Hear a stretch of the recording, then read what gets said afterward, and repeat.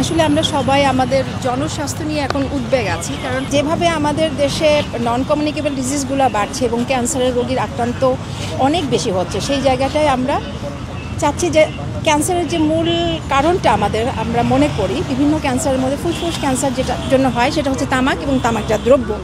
Bundle থাকলে প্রতি সেনমানিতে টাকা বাঁচবে। বিকাশ সেনমানি বান্ডেল কিনে জিতুন প্রতি লেনদেনে।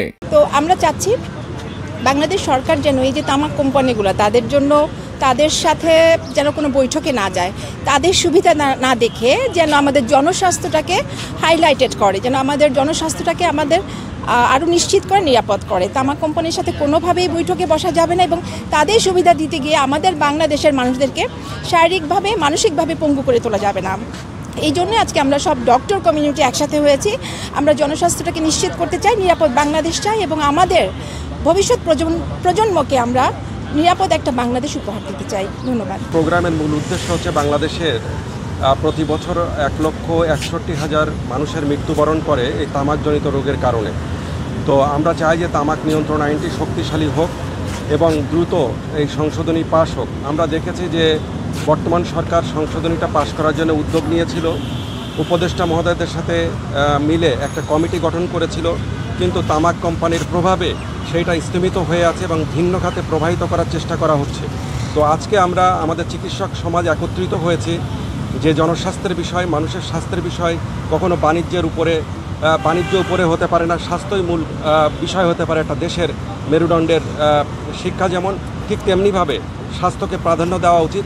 তাই তামাক নিয়ন্ত্রণ আইন সংশোধন দ্রুত পাশ করতে হবে এবং তামাক কোম্পানির প্রভাব যাতে কমে যায় বা প্রভাব মুক্ত করা যায় সেই বিষয়ে দাবি জানিয়ে আজকে সংসদ ভবনের সামনে আমাদের চিকিৎসা সমাজ, আমাদের যারা পাবলিক হেলথ স্পেশালিস্ট আছি, বিভিন্ন প্রফেশনে আছে হেলথের, তারা আমরা দাবি জানিয়েছি সরকারের কাছে যাতে দ্রুত তামাক নিয়ন্ত্রণ আইন সংশোধনী পাশ করে এই দেশের জনস্বাস্থ্য রক্ষার জন্য এগিয়ে আসবে।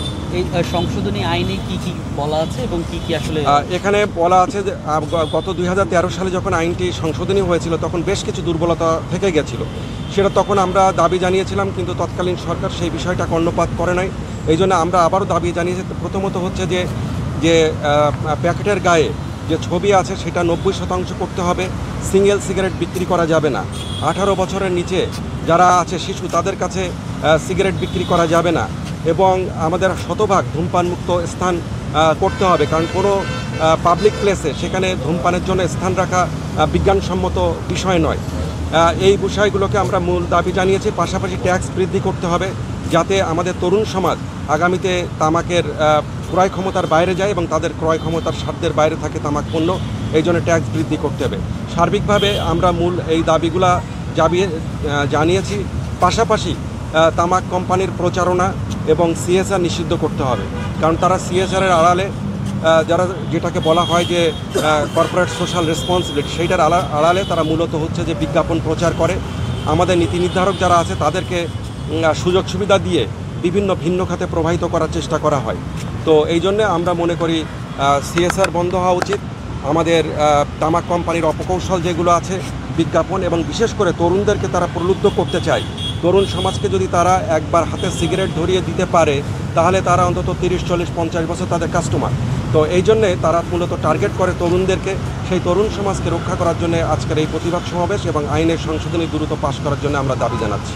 আপনারা জানেন দীর্ঘদিন যাবৎ তামাক নিয়ন্ত্রণ আইন যেটা সংশোধন হওয়ার কথা সেটা সংশোধিত আকারে স্বাস্থ্য মন্ত্রণালয় থেকে যে প্রস্তাবনাটা গেছে সেই প্রস্তাবনাটা যাতে অতি দ্রুত পাস হয় সেই জন্য আমাদের এই সংহতি সমাবেশ। এতে আসলে জনগণের বা মানুষের কি লাভ বা এটা হলো যে আমরা জানি যে প্রতি বছর 1,61,000 মানুষ তামাকজনিত কারণে মারা যাচ্ছে। এটা একটা বড় বিষয় এবং এই বহু লোক পঙ্গুত্ব বরণ করছে। সেই জন্য কিন্তু এটা একটা স্বাস্থ্য ইস্যু এবং জনগণের এটা একটা ইস্যু। এবং তামাক হতেছে যে প্রতিরোধযোগ্য যে 8টা নন কমিউনিকেবল ডিজিজ আছে, ডিজিজের অন্যতম রিস্কের মধ্যে 6টারই অন্যতম রিস্ক ফ্যাক্টর হচ্ছে তামাক। সুতরাং যদি তামাক নিয়ন্ত্রণের দিকে শক্তিশালী করা হয় সংশোধন করে তাহলে এটা জনগণের জন্য কার্যকর হবে। এবং আমরা জানি যে বিদ্যমান যে তামাক নিয়ন্ত্রণ আছে সেটা ফ্রেমওয়ার্ক কনভেনশন অফ টোবাকো কন্ট্রোলের সাথে এটা লুপ হোল রয়েছে। সেই লুপ হোলকে কাটিয়ে ওঠার জন্য কিন্তু এই সংশোধনীগুলো প্রস্তাব করা হয়েছে। এটা হলে স্বাস্থ্য মন্ত্রণালয়ের কাজ করবে।